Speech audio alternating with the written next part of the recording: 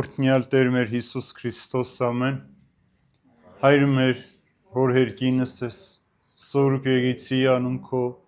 Եկեցե արքայություն քո Եկեցին գամ քո որպես հերկինս եւ հերկրի Ասած մեր հանապազորդ տուր մեզ այսօր եւ թող մեզ վարդիս մեր որպես եւ մեկ թողունք մերոց պարտաբանած եւ մի տանիրս մեզի փորձություն այլ փրկյազ մեզի չարե Զկոյ արքայություն եւ զորություն եւ փառք հավիտյանս ամեն իմաստություն հոր Հիսուս տուր մեզ իմաստություն բարին խորհել խոսել եւ գործել քո առաջ ամեն ժամ եւ չար խորհուրդներից խոսքերից ու գործերից փրկիր մեզ եւ ողորմիր քո արարածներին եւ ինձ բազմամեղիս Բարի եկեք սիրելիներս նստեք թող Տեր օրհնի բոլորիս իր խաղաղության մեջ պահի որ նորից առիթ ունենք իր խոսքը սերտելու, միասին աղոթելու, միասին Տիրոջ ճանապարհներով քայլելու։ Այսօր Հռոմեացիներին ուղղված Պողոս Արաքյալի նամակի երկրորդ գլուխն ենք սկսում, առաջին 11 համարները պիտի սերտենք, որ Սուրբ գրքում վերնագրված է Աստծո արդարությունը, բայց պիտի խոսենք դատելու մասին, պիտի խոսենք այն մասին, թե մարդիկ ովքեր իրենց գործերով չար են, ինչ է սպասում իրենց, ովքեր բարի են, իրենց ինչ է սպասում, եւ պիտի տեսնենք ի տարբերություն մարդկային արդարադատության, որ Տերը աչառություն չի դնում, Տիրոջ համար բոլոր մարդիկ հավասար են, Տերը երբեք չի կեղծում եւ ինչ որ մարդը իր գործը կատարել է, այդ գործով էլ պիտի դատվի։ Մենք անցյալ անգամ խոսեցինք 24 մեղքերի մասին, նաեւ կանանց տղամարդկանց միասեռականության մասին։ Հիմա քանի որ հрьяաները իրենց առավել էին համարում, որ իրենք այդ մեղքերը չեն գործում, իրենք օրհնյալ կամ ընտրված ժողովուրդ են, սա միայն հեթանոսները վերաբերում, մենք Պողոս Արաքյալ այստեղ նաև հрьяաներին ու հեթանոսներին է կոչանում, որ Աստծո համար տարբերություն չկա։ Հрья ես թե հեթանոս ես, քրիստոնյա ես թե անհավատ ես, բոլորն էլ պիտի գան եւ պիտի ներկայանան Տիրոջ դատաստանին։ Եվ այսօրվա երկրորդ գլուխի առաջին համարը Ոստի ով մարդ դու որ դատում ես չես արդարանալու այն բանի համար որ ընկերոջդ ես դատում դրանով իսկ ինքդ քեզ ես դատապարտում քանի որ դու նույնն ես անում ինչի համար որ դատում ես նրան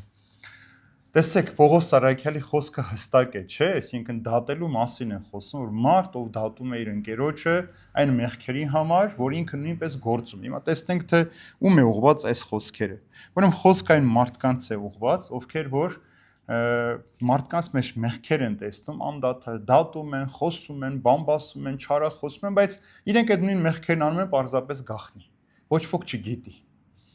Ուրեմն սա կեղծավորություն է, որովհետև ասում է դու մարդ, մեկը չես արդեն, այսինքն որ դու որևէ մեկին մեղադրեցիր, դատեցիր այս մեղքի համար, դու դրանով չես արդարանում։ Դու դրանով ավելի լավը չես դառնում, երբ որ դու ուրիշի մեղքը տեսնում ես, դրա մասին խոսում ես, նրա մեղքերը տարածում ես, դու դրանով ավելի մաքուր ու ազնիվ չես դառնում, հակառակը, դու նույն մեղքի մեջ ես եւ նույն մեղքերով պիտի դատվես։ Ուրեմն ովքեր մեղքը թաքուն պահում են իրենց մեջ կամ հայտնի է կամ անհայտ է եւ մարդիկ գիտենալով հանդերձ ուրիշներին դատում են, բայց իրենք ունեն այդ մեղքերը, ավելի լավը չեն քան նրանք։ Հիմա հрьяաները, ովքեր որ կարծում իրենք աստծոնտրյալ ժողովուրդն են, իրենք օրենքներ ունեն, պատվիրաններ, մարգարեներ, արտաքինից ցույց էին տալիս, որ պահում են, բայց ներքուս չկար իրենց հոգևոր կապ չկար, չէ, այսինքն նույն շնությունը, նույն կռապաշտությունը, նույն մարդասպանությունը, նույն գողությունը, սուտը կար եւ հрьяաների մեջ, եւ հեթանոսների մեջ։ Այսինքն նաեւ այսօրվա մարդուն ինչ է ուզում ասի Պողոս Արաքյալը, որ եթե դու մկրտված քրիստոնյա ես, դու չմկրտվածից լավը չես։ Այսինքն որ մարդիկ կան, չանդադար, այս մարդիկ չեն մկրտվում, այս չեն անում, այն չեն անում, անդադար այս մեղքերի մեջ են, բայց իրենք նույնը անում են։ Հիմա մկրտված մարդն էլ է ծխում, չմկրտված մարդն էլ է ծխում։ Ինչ տարբերություն։ Երկուսն էլ մեղքի մեջ են։ Եթե դու ուզում ես կամ չես ուզում, մեր Ժանան ժպտում է Խոսրովինան։ Այո, այդպեսին է, այսինքն դու չես կարող արդարանալ։ Եթե ես նույն մեղքը գործում եմ գաղտնի, ոչ ոք չի իմանում, բայց ես ինչ որ մեկին քննադատում եմ, ես դրանով ավելի լավը չեմ։ Ուրեմն կան մարդիկ, ովքեր իրենց արդար համարելով, սա էլ երկրորդ տեսակի մարդիկ են, որ իրենց արդար են համարում եւ ուրիշներն սկսում են անդադար դատել, որ իրենք եկեղեցի են գնում, սուր գիրք են կարդում, այսպես, մնացած բոլորը մեղավոր են։ Սա փարիսեցի ու կերպարին, չէ, աղոթքն էր։ Հիշում եք փարիսեցու աղոթքը ինչպիսին էր։ Շնորհակալ եմ Տեր Աստված, որ ես դրսի մարդկանց պես չեմ, այսինքն ինքը տաճարից դուրս գտնվող մարդկանց մեղադրեց, ովքեր սպանում են, գողություն են, շնություն են անում, եւ ասաց ոչ էլ ներսում եղող մաքսավորի պես եմ, այսինքն բայց այս մարդը չարթարացավ, ուրեմն քեզ արդար համարելով դու ավելի լավը չես դառնում եւ ավելի սուրբը չես դառնում։ Ուրեմն մարդը միշտ ուրիշների մեղքերն է տեսնում, բայց ինքն իրենով չի հետարքում։ Դրա համար հայրերից մեկն ասում է, թե մենք մեր մեղքերը տեսնենք, ժամանակ չենք ունենա ուրիշների մեղքերը փնտրելու հասկանալ։ Այսինքն դու կզբաղվես ինքդ քեզանով։ Բայց քանի որ մարդը միշտ սովոր է ուրիշների մեղքերը տեսնել, քննադատել, ինքը սկսում է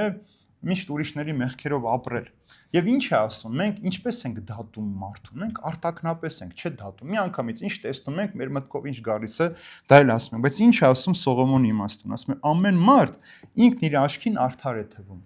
բայց Աստված քննում է սրտերը։ Այսինքն ամեն մարդ ինքն իր աչքին սուրբ է, չէ՞, այսինքն բոլոր մարդիկ եթե հարցնես կա մեկը որ դժգոհում է ինքն իրենից, չէ, բոլորն իրենցից գոհ են, արդար են, ազնիվ են, իրենց մեղքերը այնպիսի մեղքեր չեն, որ կործանարար են, իրենց խալները իրենց ընտանիքի համար, իրենց զավակների համար են անում այդ, իրենք արդար են, բայց Աստված քննում է մարդու սրտերը եւ սրտերով է դատում։ Դրա համար ասում է ով մարդ, որ դու դատում ես, դու չես արդարանում, այսինքն դու մարդու ներսը չգիտես ինչպիսին է, կամ դու չգիտես այդ բան մարդը ինչու քեզ տխուր բարևեց, ինչու sense մտքերով հեռացավ քո մոտից, քեզ ստեսություն չասեց, դու սկսում ես ասել տեսար, ինձ համար է, չբարևեց, դու արտաքին երևույթը տեսար, բայց չհասկացար այդ մարդու ներսում ինչ կա, բայց Աստված գիտի այդ մարդու մեջ ինչ կա։ Եթե մարդ ինքն իր մեղքերը տեսնի, արդեն ասացի, ժամանակ չունենա ուրիշների մեղքերը տեսնել։ Ինչ է սա, սիրելիներ, որ մարդը, եթե այսօր էլ չէ, բոլոր մեղքերը ինչից են ծնվում,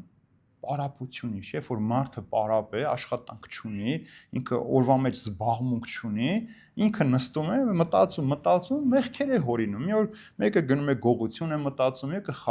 խաղամոլություն, մեկը հարբեցում, մեկը թմրան, այսինքն պարապությունն է ծնում մեղք։ Դրա համար երբ որ դու նաև քեզ զբաղեցնես, քո համար մարզանք անես, քեզ հոգևոր դաշտում, հոգևոր կյանքի մեջ ավելի ուժեղ լինես, այդ մեղքերի մեջ չես հայտնվի։ Ուրեմն դատելով նաև այստեղ պետք է խոսենք, որ խոսքը չի վերաբերում այն մարդկանց, ովքեր դատավորներ են, որ իրենք դատում են մարդուն օրենքի հանդեպ գործած մեղքերի դատական վճիռներ են կայացնում, սրանց մասին չի խոսքը, սա իշխանություն ունեցող մարդն է, որ այս մարդը հանցանք է գործել, խախտել է եւ ինքը պիտի օրենքի համապատասխան դատվի։ Բայց եթե դատավոր ինքն էլ նույն մեղքերը գործում է, այս մարդուն մեղադրում է եւ ինքը խղճով չի առաջնորդվում, ինքը այդ մարդուն հնարավորություն չի տալիս փրկության, ուրեմն այս վերջերս մի նյութ էի նայում, դատական նիստ էր եւ դատավորը ասում է դուք խախտել եք երթևեկության կանոնը 60-ի փոխարեն 80 եք, այլ ձեզ տուգանք պիտի, ասում է քանի տարեկան եք, ասում է 90 տարեկան, ասում է բա ինչու եք արագ վարում, ասում է իմ տղան որ 65 տարեկան է, քասկեղով հիվանդ է, իրեն հասցնում է հիվանդանոց, դրա համար եմ խախտել, թե չէ ուրիշ որևէ բանի համար չեմ խախտել, եւ դատավորն ասում է ես ձեզ չեմ տուգանում, եւ ասում է տեսեք իմ տղան հիմա նստած է դահլիճում, ուզում իր օրինակով ցույց տամ, որ տես, որ այս տարիքում ինքը դեռ իր զավակի համար հոգ է տանում եւ սրա համար է խախտում, այսինքն այս մարդը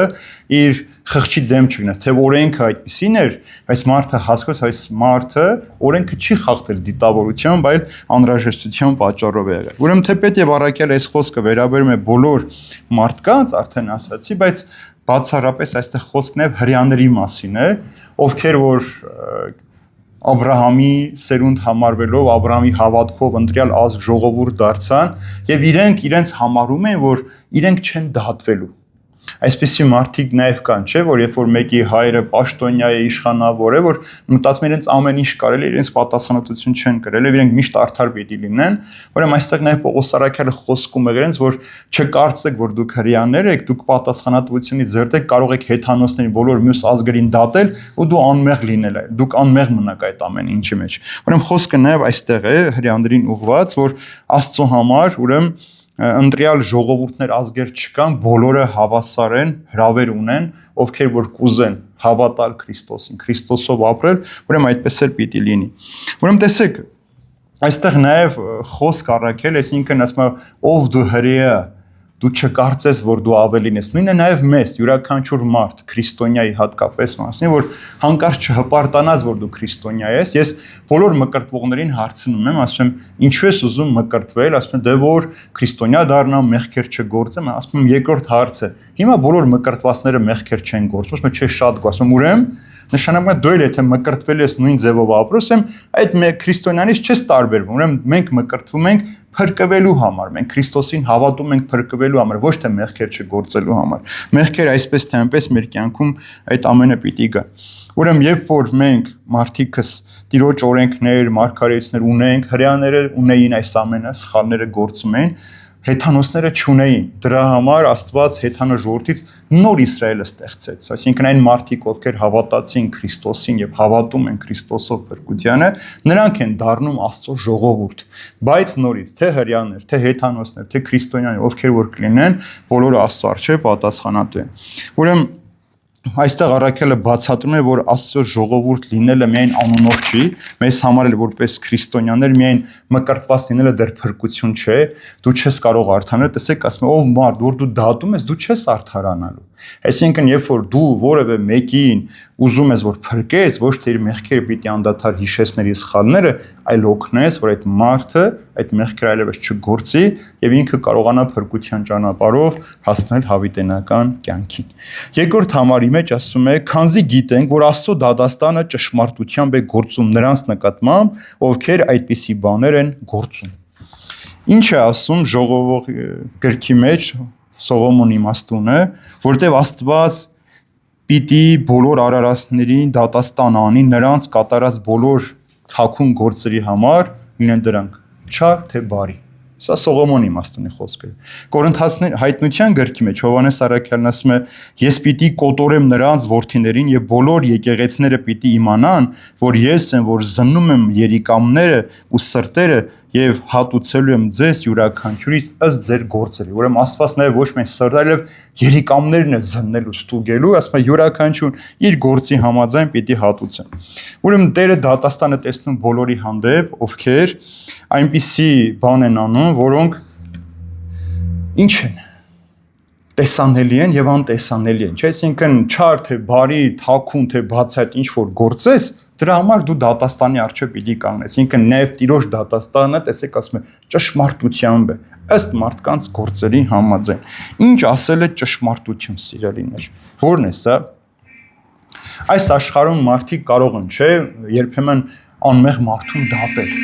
Այսինքն փաստերը այս մարդու դեմ լինեն, թե ինքը հանցանք չի գործել, մարդուն անմեղ դատապարտում են։ Բայց Աստված ճշմարտությամբ է դատում, այսինքն անսխալ է դատում Աստված։ Երբեք սխալ չի դատում Աստված, երբեք սխալ ցուցմունքի կամ սխալ վկայության, սխալ մատնության միջոցով Աստված երբեք որևէ մեկին չի դատում։ Աստված ուրեմն անսխալ է դատում ըստ իր կատարած գործի հանցանքի չափի, այսինքն եթե քո գործը 1 տարի պիտի դատվես, Աստված քեզ 1 տարի 1 օր ավել չի դատում, կամ 1 տարի 2 ամիս 5 ամիս առավելագույնը չի տալիս, նվազագույնը ինչ որ հասնում է, սա է։ Ուրեմն սա ճշմարտությամբ դատելն է։ Երկրորդը Աստված անաչառ է, այսինքն մարդկանց մեջ տարբերություն չի դնում, որ սա սպիտակամորթ է, սա սևամորթ է, սա հարուստ է, սա աղքատ է, սա առողջ է, հիվանդ է, ըստ այդմ որոշում կայացնենք, չէ՞, այսինքն կան մարդիկ այսօր դե օրինակ ասում ենք դե հիվանդա մեծա թող գնանք մեր ժամանակը տրամադրենք երիտասարդին, նույնիսկ բժիշկները այդպես, բայց Աստված որևէ մեկի հանդեպ աչառություն չի դնում, այսինքն եթե դու այս ինչի տղան ես, ուրեմն լավ քեզ մեղմ են վերաբերելու, այս մեր մարդկային կյանքի մեջ այդպես է, չէ՞, եթե դատավորը տեսնում է մեղադրյալ ինչ որ ծանոթի, բարեկամի, հարազատի, զավակ է, փորձում է ամեն միջոց գտնել մեղմ ճանապարհով դատել այդ մարդուն, բայց Աստված անաչառ է, թե մեծի, թե փոքրի, թե հրեայի, թե հեթանոսի, նրանց Աստծո համար տարբերություն չկա։ Եվ Աստված անվրեպ է, նայեք սա էլ անվրեպ ինչ է, այսինքն ոչ մի բան Աստծո աչքից չի վրիպում։ Այսինքն Աստված չի փակում աչքը որևէ փաստի վրա։ Օրինակ կան, չէ՞, որ փաստաբանը ամբողջությամբ ներկայացնում այս մարդու անմեղությունը փաստերով, դատավորը աշկ է փակում այդ փաստերի վրա, եւ ինչ որ մեղադրող կողմը ասում է, ըստ այդ ցանկության, եթե հանկարծ ինքն էլ չհամարես մեղադրյալին, առավելագույն պատիժն է տալիս մարդուն։ Ուրեմն տեսեք, Աստված ճշմարտությամբ է, անաչառ է, անվրեպ է եւ անսխալ է դատում յուրաքանչյուր մարդու ըստ իր գործերի։ Ուրեմն այս ամենը Հակառակ մարդկային դատաստանի, քանի որ մարդիկ միշտ արտաքինով են դատում, Տերը ստուգում է մարդու ներքինը, թե դու ներքուստ ինչ ես եղել, ինչ ես արել։ Տեսեք, ուրեմն սիրելիներ, մեկը մի վանքում վանականներ էին ապրում, ասում կար մի եղբայր, ում ոչ ոք չէր սիրում։ Ինքը այնպիսի բաներ էր անում, որ ոչ ոք իրեն չէր սիրում։ Երբ որ մահանում է այս մարդը, բոլորն ասում են, երբ սա պիտի մահանա, բարձրենք սրանից, երբ որ մահանում է, մարմինը չի փթում, անուշահոտում է։ Եվ քանի որ մարդկանց մեծ զարմանք էր նաև գայթակղություններ, թե ոնց եղավ այսպես, վանահայրը տիրոջից աղոթքում է, խնդրում է պատասխան։ Եվ ինչ է պատասխանում, Տերը, որ քո վանքի միակ մարդն էր, որ ոչ ոքի չի դատել։ Երբեք չի դատել որևէ մեկին։ Եվ ինքն էլ դա արել է, որպեսզի մարդիկ խոսեն, որպեսզի ինքը չհպարտանա, կարծի, որ ինքը լավն է, այսինքն ինքը խենթություն է արել, որ ինքը իր խոնարհության մեջ մնա եւ որևէ մեկին չի դատել։ Եվ ասում է, երբ որ այդ բոլոր եղբայրները քնում էին, ինքը գալիս էր բոլորի դռների տակ, ծնկեր իջնում այդ մարդկանց համար աղոթում էր։ Ուրեմն տեսեք ինչքան կարևոր փաստ է, որ մարդը չի դատել ըստ իր գործերի, եւ տեսեք մարդկանց, այսինքն ովքեր այդպիսի բաներ անում են, խոսում են, գործում են, Աստված նայեց այս մարդու սրտին, թե ինչ սիրտ ուներ, եւ այս սրտով էլ այս մարդու համար վճիռ կայացրեց։ Ուրեմն մենք այնպես պիտի անենք, որ ինչպիսի գործեր նաեւ սա վերաբերում է նախորդ համարյային թվարկված մեղքերը, որ անցյալ դասին խոսեցինք, այս մեղքերն եւ ովքեր գործում են, սրանք էլ ուրեմն դատաստանի ժամանակ փրկություն չունենալու։ Երրորդ համարի մեջ ասում է, իսկ դու ով մարդ, դու որ դատում ես նրանց, ովքեր այսպիսի բաներ են գործում եւ դու էլ նույնն ես գործում, կարծում ես թե ազատվելու ես Աստծո դատաստանից։ Հիմա տեսեք արդեն կոնկրետացնում է Պողոս առաքել, ով մարդ, դու որ դատում ես նրան, ով մեղքեր է գործում, նույնը դու ես անում, ասում է, կարծում ես որ պիտի արդարանաս, կարծում ես որ դու պիտի մաքուր ու ազնիվ պիտի դառնաս, ուրեմն այն մարդիկ, ովքեր իրենց արդար են համարում, սակայն շարունակում են նույն մեղքերը գործել, կարող են Աստծո դատաստանին հայտնել ու չկարողանալ խուսափել։ Գալիս է ժամանակ, որ մենք մարդիկս, երբ որ մեղքին վարժվում ենք, սիրելիներ, օրինակ սուտ խոսելը, կեղծելը, խաբելը մեզ համար սովորական է դառնում, մենք չենք էլ հասկանում, որ սա արդեն մենք էությամբ այդպիսին ենք դարձել։ Դրա համար Հիսուս ինչ էր ասում. զգուշ եղեք փարիսեցիների խմորից, չէ՞։ Այսինքն խմոր այդ կեղծավորության, որ խմորը որ դնում եք արյուրի մեջ, ինչ է լինում կար ժամանակ հետո։ Այդ ամբողջ խմորը, այդ փոքրիկ խմորը ամբողջ արյուրը դարձնում է խմոր, չէ՞։ Ուզում եմ ասել, որ փարիսեցիները, թեև իրենք մորուքները երկարացնում են, շորերը հագնում էին, միջ խոնար այսպես պատերի տակ աղոթում են, բայց ներսից իրենք այդպեսին չէին։ Նույն մարդկանց պես մեղքեր էին գործում։ Օրինակ, երբ որ հիշում եք կնոջը, որ քարշ տվեցին Հիսուսի առջև, ասին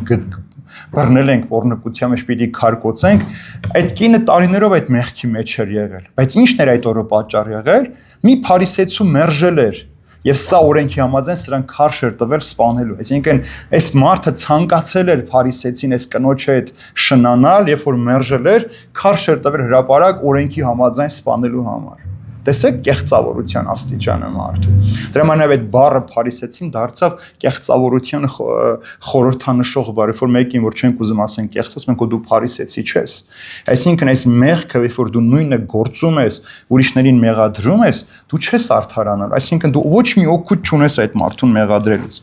Ուրիշներին քննադատելը չի արդարացնում մարդու սեփական մեղքերը, այսինքն երբ որ դու մեկին քննադատում ես, քո մեղքերը դրանով չի մաքրում, դու շարունակում ես մնալ այդ մեղքերը մեջ։ Ես ասել եմ ձեզ, որ եթե դու չես էլ անում, բայց համաձայն ես անողի հետ, դու նույն բաժինն ունես։ Եթե մեկը չի շնանում, բայց համաձայն են ընկերները, որ շնանում, ու ինքը իր կնոջից վախենում է, դրա համար չի անում, բայց համաձայն է ուրախ էր ընկերների համար, ինքը նույն մեղքի մեջ է, ինքը ոչ մի բան իր կյանքի մեջ առավել չի շահում։ Ուրեմն Աստծո ողորմությունը չպետք է ընդունենք նաև որպես դատաստանից խուսափելու երաշխիք։ Այսինքն, երբ որ Աստծո ողորմությունը կա, դա չպետք է ընդունես, որ վերջ, եթե Աստծո ողորմությունը կա, ես իմ մեղքերից պիտի մաքրվեմ։ Սա երաշխիք չէ քեզ համար, որ դու կարող ես մեղքերիցդ մաքրվել եւ ազատվել։ Ինչ որ դու գործում ես, Աստված այդպես էլ անելու է։ Հիմա քրիստոնյաները ցավոք սրտի այսօր ավելի շատ են այս մեղքերի մեջ եւ ավելի շատ քրիստոնյաներն են քարոզում բարոյականություն, աստվածային կյանք ապրել, հոգեվոր կյանք ապրել, բայց լրիվ ուրիշ բան են իրենք անում։ Տեսեք այսօրվա այս ընտրական շրջանում ինչ է, մարդիկ նույնիսկ աղոթքով սկսում են իրենց քարոզները, վերջում ամենաստոր բառերը հայոյանքներ իրար ասում են ու տուն են գնում։ Ինչ եղավ, որ որ վերջ քո մեղքերը դրանով չարդար, այսինքն դու ուրիշին չարախոսելով, բամբասելով, ուրիշի մեղքերը հրապարակելով, դու ավելի արդար ու մաքուր չես դառնում, Աստված էլ քեզ չի գովելու դրա համար։ Դրա համար մենք շատ զգուշ պիտի լինենք մեր լեզուն այնպես պահելու, որպեսզի որևէ մեկ այս մեղքի մեջ չհայտնվի եւ մեր բազում մեղքերի համար մենք մեկը պատասխան պիտի տանք։ Ինչ էլ որ լինի։ Հիմա հիշում եք Տիտոսին ուղված նամակի մեջ, որ ասում էր անմեղադրելի կյանք ունեցեք։ Այսինքն, երբ որ դու մեղքեր ունես քո ներսում, սա ոչ ոք չի տեսնում, բայց քո մեղքը, որ դու կարող ես անել, մարդիկ տեսնեն, սա կարող է պատճառ դառնալ եւ գայթակղության, որ շատերը քո պատճառով գայթակղվեն, եւ պատճառ դառնա քո կորստյան, որովհետեւ դու արդեն քո բացահայտ գործած մեղքով առիթ ես տալիս, որ քո պատճառով մյուսներին էլ կասկածեն։ Քո պատճառով մյուսներն էլ մեղադրելի դառնան։ Դրա համար առաքյալն ասում է, ով մարդ մեկը չես արդարանալու։ Ինչ էլ անես, ինչքան էլ հետո ծնկի գաս, աղոթես, որ դու այս մարդուն չարախոսել ես, բամբասել ես, մտքիդ մեջ սպանել ես, մեկը ինչ էլ անես, այլևս արդարացում չունես։ Որովհետև միայն Աստծո ողորմությանը այդպես ապավինելով դա երաշխիք չէ, որ եթե Քրիստոս քեզ համար խաչվել է, դու պիտի անպայման փրկվես։ 4-րդ համարի մեջ ասում է. Եթե արհամարում ես նրա բարության առատությունը եւ ներողամտությունն ու համբերությունը, չգիտես, որ Աստծո բարությունը քեզ ապաշխարություն է տանում։ Ուրեմն տեսեք, սիրելիներ, ուրեմն ասում է Աստծո բարությունը, ողորմություն, ներողամտությունը եւ բարությունը, որ քեզ ապաշխարություն է տանում, դու արհամարում ես։ Այսինքն մարդը Աստծո տված այս բարիքներ արհամարում է։ Ինչ է սա նշանակում։ Ուրեմն հрьяաները կարծում են, թե Աստված հաշվի չի առնելու իրենց մեղքերը, իրենք քանի որ ընտրյալ ժողովուրդ են, ներված պիտի լինեն եւ իրենք այլևս ապաշխարելու կարիք չունեն։ Այսօր էլ շատ քրիստոնյա որ ասում ես մեր քաղաքում էր, որ ասում ինչու՞ չէ գալիս եկես, մա դե ինչ ենք արել, որ գանք եկեղեցի։ Այսինքն մարդ չենք սպանել, գողություն չենք արել, շնություն չենք։ Այսինքն ինձ թվում է այս 3 մեղքերը եթե չես գործել, վերջ դու աղոթելու կարիք չունես, ապաշխարելու պետք չունես եւ Աստված էլ շնորհակալ է քեզ, մի բան էլ ինքն է գոհ, որ դու այդ 3 մեղքերը չես գործել։ Բայց մենք չենք գալիս եկեղեցի այս 3 մեղքերի մեջ։ Նախ մենք գալիս ենք Աստծուն փառաբանելու, Տիրոջը շնորհակալություն տալ։ Երկրորդը այս բարությունը Տիրոջ, որ մեզ բերում է ապաշխարության, մեր կյանքը փոխելու համար է, նոր մարդ դառնալու համար է, ոչ թե ուրիշ բաների համար։ Մեկ է այսպես թե այնպես մենք եկեղեցու մեջ էլ երբեմն մեղքեր ենք գործում։ Բայց Աստված ուզում է, որ դու չարհամարես իր բարությունը։ Տեսեք, այստեղ ինչ է նշում, առաջինը Աստծո բարությունը։ Ինչ ասել է Աստծո բարություն։ Աստծուն ենք, չէ՞ մենք բարի ասում։ Մարդ որ բարություն ունի Աստված։ Հիմա Տերը մարդուն ինչ անում։ Իր բարությունը պատճառը ո՞րն է։ Որ մարդուն իր գործած մեղքի համար անմիջապես չի պատժում։ Սա ամենամեծ բարությունն է։ Այսինքն տեսեք, այս մեղքերը դատում ես, արհամարում ես, չարախոսում ես, Աստված քեզ անմիջապես դրա համար չի պատժում։ Քեզ ժամանակ է տալիս, հնարավորություն է տալիս, նոր առիթներ է տալիս, որպեսզի դու փոխես քո կյանքը, բարության այդ ապաշխարության ճանապարհը գտնես։ Այսինքն քեզ տալիս է ժամանակ մտածելու, փոխվելու եւ գործելու։ Սա ամենամեծ պարգևն է մարդուն։ Այսինքն սա Աստծո բարիքն է մարդուն։ Հասկացան։ Այս սա է, որ Աստված բարի է դրա համար։ Ինչու, որովհետև Աստված չի կամենում մեղավորի մահը, այլ նրա դառնալը, մեղքի կյանքը թողնելը եւ ապրելը։ Ուրեմն մարդը ինքը պիտի այնպես անի, այս ժամանակը, որ իրեն տրված է Աստծո կողմից որպես բարիք, օգտագործի։ Երկրորդը ինչ ասում այստեղ, համբերությունը Աստծո։ Ուրեմն Աստված իր կեցվածքով այսօր մարդու հանդեպ համբերատար է։ Ինչու՞, որովհետև եթե Աստված իր բարությունը թողնի անմիջապես պատժի մարդուն, որևէ մարդ չի կարող փրկվել սիրելին։ Ուրեմն Աստված համբերություն է ցուցաբերում։ Ուրեմն երկար է համբերում Աստված մարդու թերություններին եւ անհնազանդություններին, այսինքն երկար։ Մենք նույնիսկ մեր երեխայի մի փոքրիկ սխալը, չէ, չենք հանդուրժում, չենք համբերում, մի անգամից ունենք կտրուկ այսպես փոխել իր։ Բայց տեսեք, Աստված երկար ժամանակ է տալիս մարդուն, բայց սա էլ չի նշանակում, որ Աստված անտարբեր է, որ մարդը մեղքի մեջ է։ անտարբեր չէ, այս համբերությունը նրա համար է, որ մարդը կարողանա փրկություն գտնել։ Տեսեք, բարություն է անում ամեն օր քեզ ժամանակ ու առիթ է տալիս եւ համբերում է մեր անհնազանդություններին, թերություններին, բայց անտարբեր չէ։ Մենք շատ հաճախ երբ որ մեր երեխան նույն սխալը մի քանի անգամ գործում է, մենք անտարբեր ենք դառնում, այլևս ոչ մի բառ չենք ասում, մենք թող ինչ ուզում ան, թող գլուխը տա պատին, հետո կհասկանա։ Բայց Աստված այդպես չի, Աստված նույնև միջոցներ է գտնում։ Հիշում եք Թզենու առակ ասում է, երրորդ անգամն է գալիս եմ, պտուղ չեմ գտնում։ Ինչ է ասում Այգեպանը։ Թույլ տուր 1 տարի էլ նրա շուրջը փորեմ, պարարտանյութ տամ, մշակեմ, եթե պտուղ չտա, նոր հաջորդ գալուց կկտրի։ Այսինքն ամեն օր Տերը նորից մեր սիրտը փափկացնում է սիրո, քաղցրության, հոգատարության շնորհներ լցնում է մեր սրտի մեջ, որպեսզի մեր սիրտը փափկի, կակղած վիճակից փակվի, մեր տերևները որ միայն գեղեցիկ զարթեն, այլև պտուղ տան, որ Տերը գա գտնի այդ ամեն ինչը մեր մեջ։ Եվ ինչպես հрьяաները, այնպես էլ այսօր քրիստոնյաները ցավոք սրտի հայրերից մեկը ասում է խստապարանոց են, այսինքն հաստավիզ բառը, որ մենք օգտագործում ենք, խստապարանոց երախտամոռներ են, այսինքն Աստծո առած բարիքը միշտ մոռանում են, չեն ընդունում այս ամեն ինչը եւ արհամարում են այդ շնորհները։ Տեսեք, ինչքան վտանգավոր բառ է, չի ասում, խստապարանոց երախտամոռ եւ արհամարող, այսինքն արհամարում ենք Աստծո բարությունը, համբերությունը, նախանձախնդրությունը եւ մենք չենք ուզում որպեսի դարձ ունենանք։ Բայց ինչի համար է ասում ապաշխարում, որովհետեւ նրա բարությունը մեզ բերում է ապաշխարություն։ Ուրեմն Պողոս առաքյալը այստեղ ուզում է ցույց տալ, որ Աստծո նպատակը իր բարությամբ մարդուն մեղքերից դուրս հանել դեպի փրկություն առաջնորդելն է, այլև նոր սիրտ տալ մարդուն, փափկացնել եւ այս աշխարհի կապվածությունից հանել մարդուն։ Ապաշխարության բառի մասին շատ խոսել ենք, բայց նորից ասեմ կարճ, 3 բան է նշանակում՝ մտածելակերպի փոփոխություն, ապրելակերպի փոփոխություն եւ դարձ դեմքով դեպի Աստված։ Այսինքն մարդ, ապաշխարող մարդը նա է, ով ճանաչում է, տեսնում է իր մեղքերը եւ ամեն ինչ անում է, որպեսզի այդ մեղքերը իր կյանքի մեջ տեղ չունենան, ինքը նոր մարդ է դառնում։ Ուրեմն այս տված հնարավորությունը, որ ասում եմ ամեն առավոտ, երբ որ լույսը բացում է, դա նոր հրաշք է մեզ համար, այսինքն ամեն առավոտ Աստված քեզ նոր հնարավորություն է տալիս իր բարությամբ, այսինքն իր համբերատարությամբ, որպեսզի դու ապաշխարության ճանապարհով հասնես փրկության։ Ինչ է ասում առակած գրքի մեջ Սողոմոնի իմաստունը, տեսեք ասում է իր ամբարշտությունը ծածկողը հաջողություն չունենա, այսինքն մարդ ով իր մեղքերը ծածկում է, թաքցնում է, հաջողություն չունենա, բայց բացահայտողը եւ իրեն պախարակողը կդառնա սիրելի։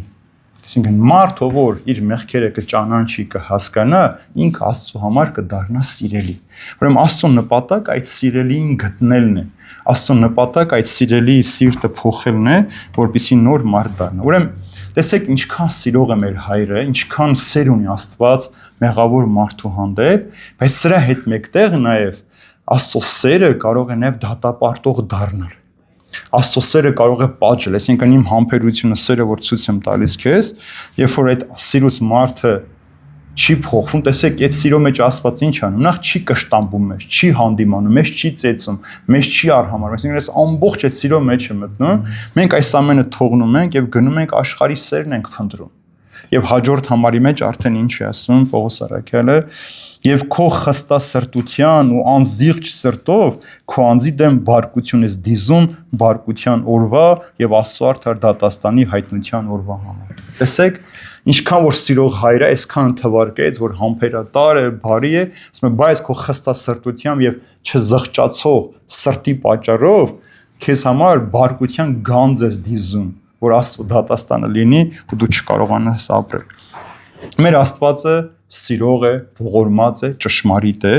բայց այս նույն Աստվածը նաև անաչառ ու արդար դատավոր է, որ ճշմարտությամբ է դատում։ Հիմա տեսեք, այստեղ արդեն թվարկում է, թե ինչ պատճառով պիտի լինի։ Ինչ է ասում Եբրայեցի նամակի մեջ, ասում է ահավոր է ընկնել կենթանի Աստծո ձեռքը։ Այսինքն ահավոր բան է, որ դու քո մեղքերով ընկնում ես Աստծո ձեռքը։ Այն դահիճներ կան, չէ, որ մեկը բերում են, դահիճները ինչքան տանջամ, Աստված տանջամահ չի անելու մարդուն, բայց Աստծո արդարությունն է, որ քեզ տանջելու է, Աստծո արդար վճիռը, Աստծո ճշմարիտ վճիռն է, որ քեզ տանջելու է։ Եվ այստեղ ինչ է թվարկում։ Ձեր խստասրտության պատճառ, այսինքն խիստ կամ համառ սիրտ, չէ, կամ այսպես դառը, սառը սիրտ, որ ոչ մի բանից չի փոխվում այդ սիրտը։ Կան չէ՞ մեր կյանքի մեջ այդպիսի մարդիկ։ Ուրեմն ինչ է սա նշում, որ մարդը, այսինքն խստասիրտ մարդը հակառակվում է Աստծո քաղցրության։ Աստված քեզ բարություն, ջերմություն է ցույց տալիս, դու իրեն սառնություն ես հետ վերադարձնում։ Աստված քեզ հոգատարություն, դու արհամարանք։ Աստված քեզ սեր է խոստանում, դու իրեն ատելություն ես տալիս։ Ուրեմն սա խստասիրտ մարդն է, որ ինքը փորձում է ամեն ինչ անել, որպեսզի չհնազանդվի Աստծո կամքին։ Սա խստասիրտ մարդու կերպն է, որ չի փորձում հնազանդվել, այլ հակառակ ամեն ինչ անում, որ Աստծոց հեռու ապրի։ Երկրորդ ասում է անզիղջ սիրտ։ Մարդ, ով չի ցանկանում ընդունել իր մեղքը եւ փոխվել։ Սա էլ այն մարդիկ են, չէ՞ որ 1000 անգամ գնում ես մոտ, ասում եմ մեկը չեմ ներելու, վերջ, ասածս ասած է։ Դու պատկերացնում ես, որ Աստված էլ մեզ այդպես վարվի, ասածը ասած է։ Մեղք ես գործել, մեղքի վարձը մահն է, վերջ պիտի մահանաս։ Ուրեմն այսպիսի մարդիկ, երբ որ իրենց զավակների հանդեպ են այսպես, զավակներ կան իրենց ծնողների հանդեպ են այս չարության, որ մեկը չեմ փոխվելու, ոչ մի բան էլ չեմ անելու։ Սա էլ խոսք այստեղ հատկապես այն մարդկանց մասին, ովքեր համառորեն ասում են չենք փոխվելու, չենք հավատալու եւ դարձ չենք ունենալու, ոնց ուզում եմ ապրեմ։ Այ ձեզ հետաքրքիր դեպք պատմեմ, ուրեմն անցյալ շաբաթ գնացել է ուռուցքաբանության հիվանդանոց, մի սենյակ ուզեցա մտնեմ աղոթել, տղան դուրս ասաց, չէ, ասես չաղոթես, մամայից նոր ենք բերել, քեզ տեսնի կվախենա, չգիտեմ, այսպես։ Ասի ձեր իրավունքն է, ես ստիպողաբար որևէ մեկին չեմ աղոթում։ Երկու շաբաթ օր անցյալ օրը նորից գնացի, դուռը բացեցի, մյուս տղաներ նստած, ասի հիմա աղոթեմ, թե չաղոթեմ, այ արդեն վատ է, գնում է այս աշխարհից։ Դե ասես այնպես բան ես ասում Տեր ջան, արի աղոթի, եղբայրը չթողեց, ես թույլ եմ տալիս աղոթի, մայրը աչքերը բացեց, ասեց չաղոթես ինձ համար դուրս արի։ Ձեռք ստրեց իր ձեռքին, ասի մայրիկ ջան, քեզ առողջությունը դուրս եկա։ Վերջ, գնում ենք այս աշխարհից, բան չունի։ Մահվան շունչը վրան է, ասես չաղոթես, ասես ես գիտեմ ում եմ հավատում եւ ինչի համար եմ հավատում, դու գնաս տեղից չաղոթես ինձ համար։ Ամենապարզ օրինակ, այսինքն անզիղջ սիրտ ունեցող մարդ, որ մինչև վերջին վայրկյան իր կյանքի համառությամբ չուզում փոխվել եւ Աստծուն դառնալ։ Հիմա տեսեք ինչ է ասում, երբ որ դու այս երկուսը ունես, այս երկու մեղքը խստասիրտ ես, անզիղ սիրտ ես, մեկ քո վրա բարկություն ես դիզում կամ հավաքում, գանձի պես։ Ոնց որ մարդը երկնքում ասում է, ձեր գանձերը երկնքում հավաքեք, որտեղ գողերը, ցեցը, ժանգը չեն կարող վնասել, երբ որ դու այս երկու մեղք ունես, քո վրա բարկության գանձեր ես դիզում, բարկության մեղքն ես հավաքում, ինչ է սա նշանակում, ուրեմն անդարձ մնալով չարության մեջ շնորհները թողում ես, այս շնորհները, այսինքն Աստծո ողորմությունը փոխարինում ես այս կյանքի հետ, հույսդ կտրվում է եւ վերջ, այսինքն դու ամբողջ այդ բարկությունը պիտի թափի քո վրա։ Բարկություն ես դիզում քո վրա։ Այ երբ որ մարդիկ ասում են ինչ էին կարել, որ այսպես եղավ, ուրեմն պիտի հիշեն, թե իրենք ինչ են արել նախկինում ու չեն անդրադարձել։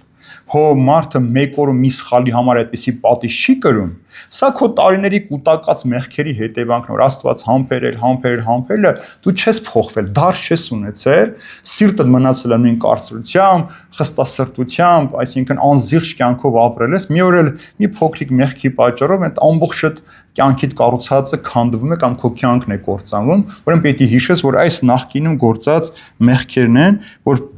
դարձի փոխարեն դու ատելություն ես քո վրա լցրել։ Եվ բարկության օրը արդեն ինչ է նշանակում, երբ պիտի հատուցի Քրիստոսի երկրորդ գալստյան ժամանակ այս մարդիկ պետք է պատասխան տան։ Երբ նա իբրև դատավոր գա դատելու մարդկանց եւ այլևս ինչ չկա,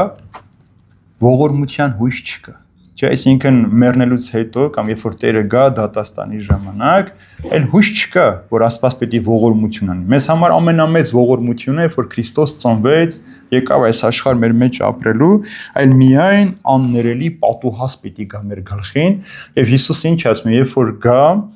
ասում է բոլոր ազգերը պետք է ինչ անեն, լաց ու կոծ պիտի անեն։ Այսինքն երբ որ Հիսուսին տեսնեն, բոլորը պիտի լացեն ու ողբան, բայց այս ժամանակ չի լինելու ապաշխարել։ Այսինքն հնարավորություն չկա։ Դրա համար ասում է այսօր է փրկության օրը, այսօր դու պիտի փոխես քո կյանքը, ապաշխարես, որպեսզի դատաստանի ժամանակ ամոթով չմնաս։ Ցավոք սրտի մեր կյանքի մեջ մարդիկ միայն մահվան ժամին են գիտակցում կամ ինչ որ բան են կորցնում, որևէ մեկին են կորցնում, նոր դարձնում, բայց ամեն օրը քո ծնված օրից քեզ հնարավորություն է, որպեսզի այդ մեղքերը քեզանից հեռու պահես։ 6-րդ համարը Աստծո, որ հատուցում է յուրաքանչյուրն ըստ իր գործերի։ Արդեն տեսեք, այսինքն դատաստանի օր Աստված յուրաքանչյուրն ըստ իր գործերի պիտի հատուցի։ Ուրեմն ինչպես է դատելու սա եւ ինչպես է լինելու յուրաքանչյուրն իր գործերի համաձայն։ Սա կարծես թե Հիսուսի Հովհաննեսի ավետարանի մեջ Աստված խոսնես, երբ որ գա ժամանակ, բոլոր մարդիկ գերեզմաններից դուրս կգան, ովքեր բարիք են գործել կապրեն, ովքեր չարիք են գործել կմեռնեն։ Ուրեմն սա երբ որ մեր հոգին ու մարմինը նորից միանա Տիրոջ գարեսյան ժամանակ, Աստված ամեն մեկին ըստ իր գործերի պիտի դատի։ Հիմա տեսնենք ինչ է ասում Առակաց գրքի մեջ Սողոմոն իմաստուն։ Այնքան գեղեցիկ հատված ասում է, բայց եթե ահա ասես թե ես նրան չեմ ճանաչում, ոչ էլ նա ինձ, ապա իմացիր, որ Տերը ճանաչում է բոլորի սրտերը եւ նա, որ ստեղծեց բոլորի շունչը, ճանաչում է բոլորին եւ յուրաքանչյուրին հատուցում է ըստ նրա գործերի։ Եթե հանգարց ասես, որ ես Աստծուն չեմ ճանաչում, նա ինքը չի ճանաչում, ուրեմն հիշիր, որ Աստված ճանաչում է բոլորին, բոլորի սրտերը եւ գիտի բոլորի գործերը։ Իսկ Կորինթացնեն նամակի մեջ արդեն Պողոս Արաքյանն ասում է, քանզի մենք բոլորս Քրիստոսի ատյան առաջ պիտի ներկայանանք, որպեսզի յուրաքանչյուրը ստանա ինչ որ արել է ավելի առաջ իր մարմնով, թե բարի եւ թե չար գործ։ Ինչ էլ որ լինի, հավատանք թե չհավատանք, մենք մեկ է պետք է Քրիստոսի ատյանի առջև կանգնենք եւ պատասխան պիտի տանք, թե մեր երկրավոր կյանքի ամբողջ ընթացքում մենք ինչեր ենք գործել, ինչեր ենք արել եւ ըստ մեր գործերի պիտի դատվենք։ Ուրեմն մարդը կարող է սա շատ կարեւոր է, բարի գործեր կատարել, բայց առանց հավատքի։ Բայց հավատք առանց գործերի չի կարող լինել։ Դրա համար Հակոբոս Առաքյալը ասում է, հավատքը գործերով է, չէ՞, ասում է ցույց տուր քո գործերը, ես էլ ցույց կտամ հավատքը գործերով։ Ուրեմն հավատքը գործերով է զարդանում։ Եթե ասում ես հավատք ունեմ, ուրեմն պիտի անպայման այդ հավատքդ արտահայտող գործեր ունենաս։ Եթե մեկն ասում է ես գործեր ունեմ, բայց հավատք չունեմ, ինքը չի կարող արդանալ։ Այսինքն ինչ շատ հաճախ մարդիկ ասում են, որ այսքան մարդիկ կամ բարիքներ են գործում, այս վերջերս մի մեծահարուստ բարերարի մասին հարցրեցին, ասում եմ տեսեք, մի քանի եկեղեցի է կառուցել։ Հազարավոր մարդկանց օգնում է, փառք Աստծո, բայց նույն այդ մարդը իր կառուցած որևէ եկեղեցուն ծնկի չի իջել եւ պատարագի չի մասնակցել։ Վերջ։ Լավ է սարել, որ կառուցել ես տաճար, բայց դու չես մտնում այդ տաճարի մեջ Աստծուն խոնարհվելու։ Հասկացա՞ք տարբերությունը։ Այսինքն դու կարաս բազում գործեր անես առանց հավատքի։ Ունես շատ փող, ասես դե լավ, մի բան էլ բարիք գործը, մեկի համար մի բան անեմ, մի հատ հիվանդի փող տա, մեկը տուն չունի տուն գնեմ, բայց դու Աստծո համար չես անում, քո փրկության համար չես անում, դու քո անվան համար ես անում։ Դրա համար երբ որ դու կարող ես տասնյակ եկեղեցիներ կառուցել, բայց չփրկվել։ Այսպեսի մի հետարքիր պատմություն կա, չէ՞, որ մեծահարուստ մահանում է, գալիս է դրախտի դռների առջև, ասում են կներես, բայց դու չես կարող ներս մտնել, ասում ոնց, ասում է 5 եկեղեցի եմ կառուցել։ 12 դպրոց եմ կառուցել, 20 մանկապարտեզ եմ կառուցել, ասում եմ եղբայրս քո փողերը վերցրու գնա։ Այսինքն դու արել ես դրանք, դա քեզ փրկություն չի, դու Քրիստոսին չես հավատացել, քո մեղքերը չես թողել, ապաշխարության կյանք չես ապրել, ուրեմն չես կարող երկնքի արքայություն մուտք գործել։ Դրա համար պետք է ամեն ինչ անենք, որպեսզի Աստված երբ որ կանգնենք իր առջև, ասի այս մարդը հավատացել է, իր հավատքը ճշմարտությամբ ապրել է, իր գործերով ապացուցելով, որ այդ մարդը բարի է եղել եւ հավատքով եղել։ Մեծահարուստի պարագան հիշում եք Հիսուսին ասած բարի վարդապետ, ինչ անեմ։ Ասես պատվիրան, ասես մանկուց պահում եմ։ Նա խափեց, որտեղ որևէ մեկը մանկուց չի կարող պատվիրանները պահել։ Ասես քեզանից մեկ բան է մնում։ Կատարյալ լինել մր։ Գնա ունեցվածքդ վաճառիր, դուր աղքատին այլ հետևից։ Եվ ասում եք, քան որ ինքը հարուստ էր, տրտմած գնաց։ Եվ այդտեղ որ Հիսուսը ավելի շուտ պարանը կմտնի ասեղի անցքը, քան հարուստը կմտնի երկնքի արքայություն։ Ուրեմն ամեն ինչ մարդը պետք է անի, որպեսզի իր հավատքը միշտ իր գործերով ապացուցի եւ չափը չի կարեւոր թե մենք ինչ չափի գործեր ենք անում, կարեւոր թե մենք մեր արած գործի մեջ ինչքան սեր ենք դնում եւ ինչ սիրով ենք անում։ Դու կարող ես որևէ մեկին 1 կիլոգրամ շաքարավազ տալ զզվելով, բայց կարող ես մեկին մի գթալ տալ մեծ սիրով եւ այդ մեծ սերն է, որ արժեվորում է թե տվողին, թե վերցնողին։ 7-րդ համարը հավիտենական կյանք նրանց, որ բարի գործերի մեջ իրենց հարատև համբերությամբ փնտրում են փառք, պատիվ եւ անմահություն։ Հիմա տեսեք հակառակն է ասում, այս Նրանք իսկ ովքեր բարիք են գործել եւ համբերությամբ մնացել են, փառք, պատիվ պիտի գտնեն երկնքի արքայության մեջ։ Ուրեմն այստեղ Պողոս առաքյալը խոսում է, որ անհրաժեշտ է հարատևել բարի գործին, ոչ թե 1-2 հատ գործ անել ու վերջացնել, այսինքն ամբողջ կյանքիդ ընթացքում, անգամ քո նեղության ժամին, դժվարության ժամին, նույնիսկ որ դու քիչ ունես, այդ ժամին էլ աղքատին չմոռանաս, քո բարի գործը չմոռանաս կատարել։ Սա հարատևությունն է, ուրեմն որպեսզի մարդը ինչ անի, այս կյանքի մեջ իր գործերով արժանի լինի հավիտենական կյանքը ժառանգելու համար։ Ինչ է այստեղ նշված՝ փառք, պատիվ եւ մահություն։ Եթե որևէ մեկը փորձում է այս աշխարհի մեջ փառք, պատիվ, անմահություն գտնել, ինքը շատ շուտ պիտի կորցնի։ Այստեղ առաքյալը խոսում է, որ եթե դու հակառակ բոլոր նեղությունների, դժվարությունների հարատևես քո բարի գործերի մեջ հավատքը տարտահայտես, երկնքի արքայության մեջ փառք, պատիվ ու անմահություն պիտի ունենաս։ Այսինքն խաղաղության մեջ պիտի լինես, Տիրոջ ողորմության մեջ պիտի լինես, որպեսզի հավիտենական կյանքը գտնես։ Եվ ինչ է ասում Կողոսաց նամակի մեջ, եթե հարություն առաք Քրիստոսի հետ, ապա փնտրեցեք վերին բաներ այնտեղ, որ Քրիստոս նստած է Աստծո աջ կողմում։ Ուրեմն եթե հարություն առաք Քրիստոսի հետ, վերին բաները փնտրեք, սա Աստծո կողմից տրվող վերջնական պարգևն է նրանց, ովքեր հավատում են եւ հետևում են Հիսուս Քրիստոսին։ 8-9 համարները միասին ընթերցեմ։ Իսկ նրանց, որ հակառակողներ են եւ ճշմարտության դեմ ապստամբողներ ու անիրավության հետևից գնացողներ, բարկություն եւ զայրույթ, նեղություն եւ անսկություն, ամեն մարդը, որ չարիք է գործում, նախ հրեայի եւ հետո հեթանոսի։ Ուրեմն այստեղ առաքյալը նախ խոսում է չարագործների, այսինքն հանցանքները, թե ինչ հանցանքներ են գործում այս մարդիկ եւ հետո ինչ պատիժ են ստանալու այն մարդիկ, ովքեր հակառակ են։ Առաջին ասում է հակառակող են, հակառակող, որ ամեն ինչի մեջ ովքեր են այս մարդիկ, որ ամեն ինչից կռվում են, չէ, Աստծո դեմ։ Ամեն ինչից հիվանդանում են, գործերը լավ չի, սկսում են Աստծուն մեղադրել, մի բան են չի, իրենք Աստծուն են հակառակվում, ուրեմն հավատքի դեմ են խոսում եւ ընկերոջ դեմ են խոսում։ Այսինքն 3 բան է այստեղ հաշվի առեք. Աստված, հավատք եւ ընկեր։ Այսինքն մարդ, քո դիմաց, այսինքն որ դու միշտ իրենց հետ կռվի մեջ ես։ Կան այսպիսի մարդիկ, չէ՞ որ իրենք իրենց հետ են անհաշտ, եթե մի բան չի, իրենք իրենց հետ են կռվում։ Ուրեմն դու ամեն ինչ պիտի անես, որպեսզի քո կյանքի մեջ այս հակառակության հոգին հանես, որպեսզի մեղքերի մեջ չհայտնվես։ Երկրորդ ասում է ճշմարտության դեմ ապստամբողներ, այսինքն ճշմարտության դեմ պայքարողներ։ Մարդ ով ճանաչում է կամ լսել է Աստծուն, բայց միշտ հակառակն է անում։ Կան այսպիսի մարդիկ, քրիստոնյաներ, որ գիտեն գողանալը մեղք է, շնանալը մեղք է, խաբելը մեղք է, բայց մեկ իրենք անում են։ Վերջին ասում են, Աստվածը մի օր մեզ կների, կանցնի, ուրեմն սա մերժում է Աստծուն բացահայտ եւ քանի որ Աստծո փրկությունը բոլորի համար է դու մերժում ես, ուրեմն այդ մերժումը քեզ պիտի բերի նաեւ այդ դատապարտության։ Երրորդը ասում է անիրավության հետևից գնացողներ։ Ուրեմն տեսեք, ոչ միայն հակառակվում են, ոչ միայն մերժում են, այլև գնում են մեղքի հետևից, անիրավության հետևից են գնում։ Այստեղ առաքյալը ցույց է տալիս, որ մարդը վերջի վերջո պետք է որևէ մեկին ծառայի։ Դրա համար Հիսուսը մեջ չես կարող Աստծուն եւ մամոնային ծառայել։ Կամ մեկին պիտի սիրես, մյուսին ատես, կամ մյուսին ատես, մեկին սիրես։ Այսինքն կամ հավիտենական կյանքն ես ընտրում, կամ այս աշխարհն ես ընտրում։ Վերջի վերջո քեզանից է կախված։ Եվ եթե չես ընտրում Աստծուն, ուրեմն դու գնում ես մեղքի հետևից։ Ուրեմն տեսեք անիրավության հետևից գնացողներ։ Ցավոք սրտի այսօր մարդիկ շատ կան։ Օրինակի համար եթե այսօր մարդիկ ամենամեծ բանը որն է, որ շատ հեշտությամբ իրենց ծախում են, չէ, իրենց ձայնն են վաճառում, իրենց էությունն են վաճառում, իրենց մարմինն են վաճառում, իրենց հայրենիքն են ուրանում, իրենց ընտանիքներին են թողնում, դավաճանում, գնում են ուրիշ ընտանիք են կազմում։ Այսինքն ամեն մարդ, երբ որ դու մեղքը ճաշակում ես, քո մեջ նստում է, դու մի օր հետևում ես այդ մեղքի հետևորդն ես դառնում, այսինքն դառնում ես Աստծո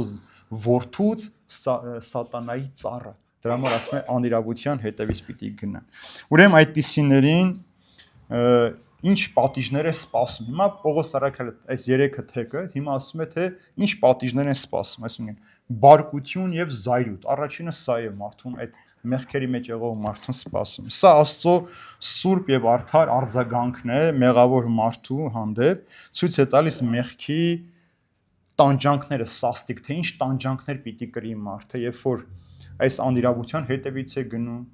ճշմարտություն է ուրանում, հակառակում է ասում, ուրեմն իր վրա պիտի բարկություն եւ զայրույթ լինի։ Սարսափելի բան է Աստծո բարկության եւ զայրույթին արժանանալը։ Երկրորդ ասում է նեղություն եւ անձկություն։ Ուրեմն անհնարին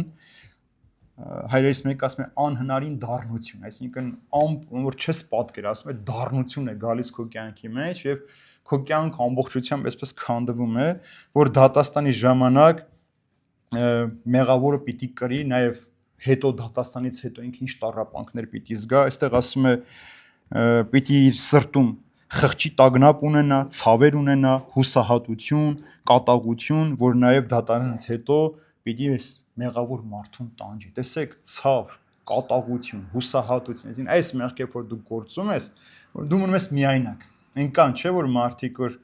այլ ում դուրը ծեծում են, իրենց ոչ մեկ չի օգնում եւ ին հուսահատության մեջ է հայտնվում, կատաղում է, բայց մոռանում է, որ իր մեղքն է բերել այդ ամենը, որ դու այս մարդկանց, ովքեր քեզ ամեն օր ժպտում էին, ուրախանում էին, քեզ ամեն ինչով օգնում էին, դու այս ամենը փոխեցիր մեղքի հետ, հիմա դու մնացիր միայնակ։ Ուրեմն այստեղ նաև ասում է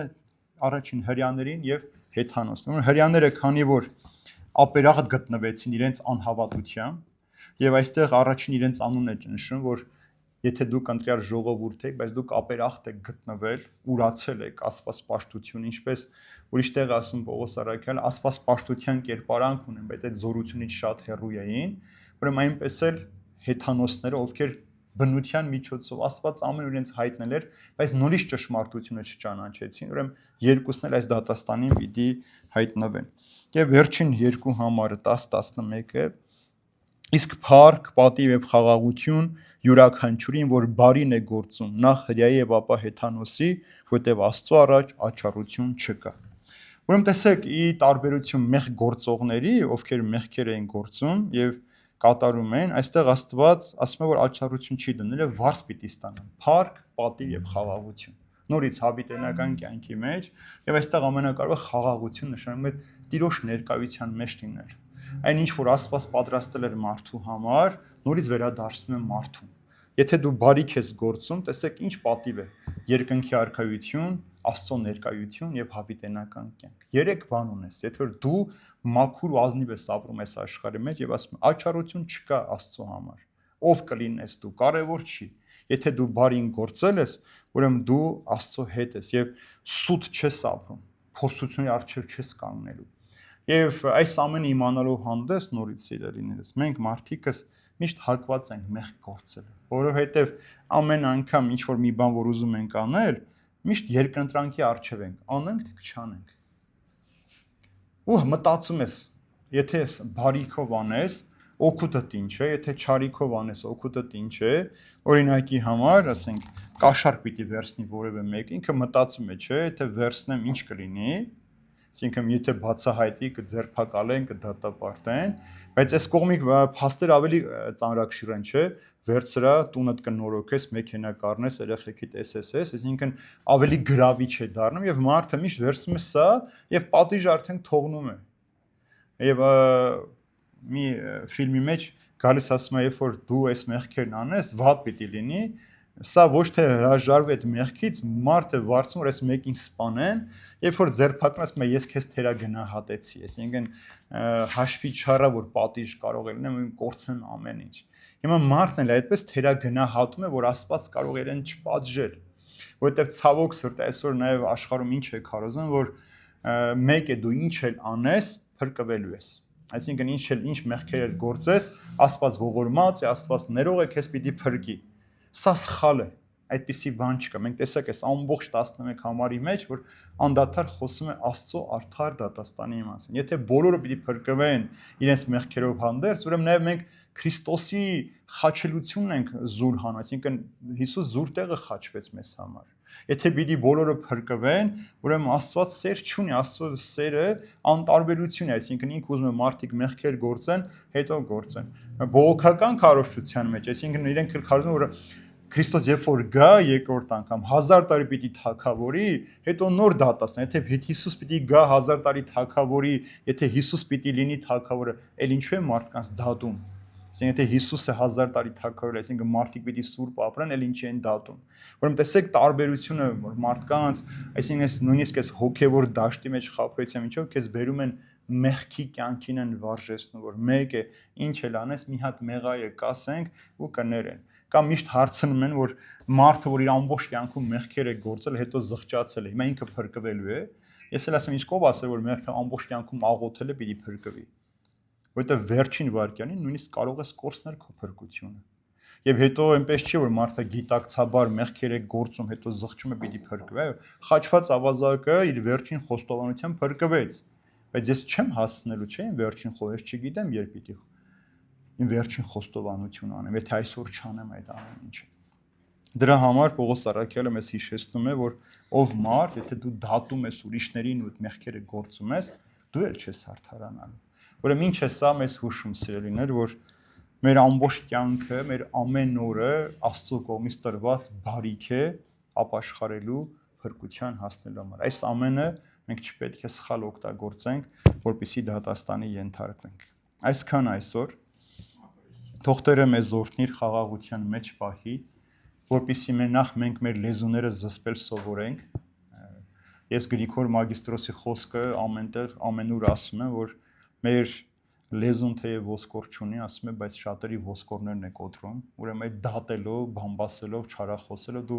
մարդուն սպանում ես, կոտրում ես եւ քեզ վրա դատապարտություն ես բերում։ Երկրորդը մեր սրտերը համառության մեջ չպահենք։ Աղոթելը, ծնկի իջնելը թուլություն չէ, դա քաջ մարդը կարող է Տիրոջ առջև ծնկի իջնել։ Եթե մարդը Աստծո առջև ծնկի իջնի, փողի իշխանության առջև երբեք ինքը ծնկի չի իջնի։ Դրա պատճառով ինքը իր հոգին չի վաճառի։ Եթե դու կարողանաս քո ամեն օր այդ բարիքը օգտագործել քո փրկության համար, քո սիրտը երբեք չարությամբ չի լցվի։ Երբ որ դու աղոթես, նաև կտեսնես ինքդ քեզ եւ ուրիշների մեջ մեղքեր չես փնտրի, որպեսզի քեզ արդարացնես։ Շատ հաճախ մարդիկ փորձում են մեղավոր գտնել կամ երբ որ մեկին ասում ես այս բանը սխալ ես արել, առաջին արձագանքը ինչ է, բա դու էլ նորը սենց արեցիր։ Ինքը փորձում է քո մեղքը բացահայտելով ինքն իրեն արդարացնել։ Այդպես չի լինում։ Դու քո մեղքի համար ես պատասխան տալու, նա իր գործած մեղքերի համար է պատասխան։ Դրա համար ասում է, երբ որ դու չարախոսես, բամբասես, դատես, չես արդարանա։ Ուրեմն ամեն ինչ արեք, որ Տերը մեզ արդարացնի։ Ոչ թե մենք փորձենք արդարանալ կամ կմալով, այլ թույլ տանք, որ Աստծո խոսքը հնչի, արդար ես, մտիր իմ ուրախության մեջ։ Աստված պահապան բոլորի ժողովրդին։